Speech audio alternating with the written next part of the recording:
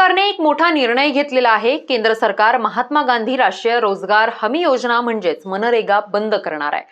कोट्यवधी लोकांच्या हाताला कामं देणारी मनरेगा रद्द करून त्याऐवजी सरकारने ग्रामीण भागातील रोजगारासाठी नवा कायदा आणण्याची तयारी सुरू केलेली आहे।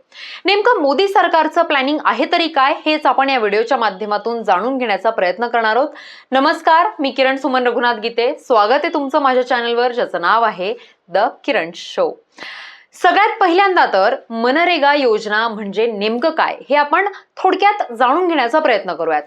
महात्मा गांधी राष्ट्रीय ग्रामीण रोजगार हमी कायदा हा एक भारतीय कामगार कायदा आणि सामाजिक सुरक्षा उपाय आहे, ज्याचा उद्देश काम मागणाऱ्याला रोजगाराचा अधिकार याची हमी देणे आहे। सुरुवातीला त्याला राष्ट्रीय ग्रामीण रोजगार हमी कायदा 2005 असं म्हटलं जात असे। ही योजना एक प्रमुख कार्यक्रम आहे, ज्याचा उद्देश हा ग्रामीण कुटुंबांच्या उपजीविकेची सुरक्षा सुधारणा आहे। ज्या कुटुंबातील लोक स्वेच्छेनं अकुशल शारीरिक श्रम करतात, अशा प्रत्येक कुटुंबाला आर्थिक वर्षात किमान 100 दिवसांचा हमी रोजगार प्रदान करणं आहे। मनरेगा हा जगातील सर्वात मोठा लोकांना कामाची हमी देणाऱ्या कार्यक्रमांपैकी एक आहे, जो 2005 मध्ये ग्रामीण विकास मंत्रालयानं सुरू केला होता। 2022-23 पर्यंत मनरेगा अंतर्गत 154 दशलक्ष सक्रिय कामगार आहेत।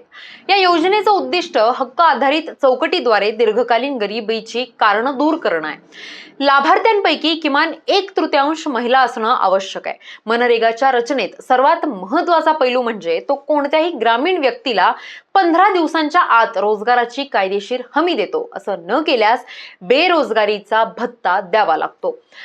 पंचायती राज संस्था या कामांचं नियोजन आणि अंमलबजावणी करण्यात महत्त्वाची भूमिका देऊन विकेंद्रीकरणाची प्रक्रिया मजबूत करण्यावर भर देण्यात आलेला आहे। हा कायदा ग्रामसभांना हाती घ्यायच्या कामांची शिफारस करण्याचा अधिकार देतो आणि त्यांनी किमान 50% कामं हाती घेतली पाहिजेत।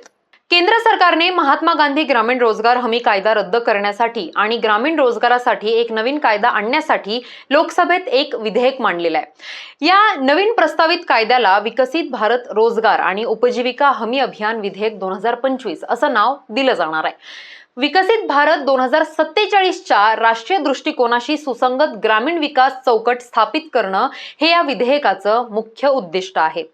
या विधेयकाचा उद्देश प्रत्येक ग्रामीण कुटुंबाला दर आर्थिक वर्षात 125 दिवसांच्या वेतन रोजगाराची संवैधानिक हमी देणं आहे। ही हमी ग्रामीण कुटुंबांना दिली जाईल जिथे अकुशल लोकांना कामं पुरवली जातील। सध्या मनरेगा कायदा 2025 मध्ये 100 दिवसांच्या रोजगाराची हमी आहे।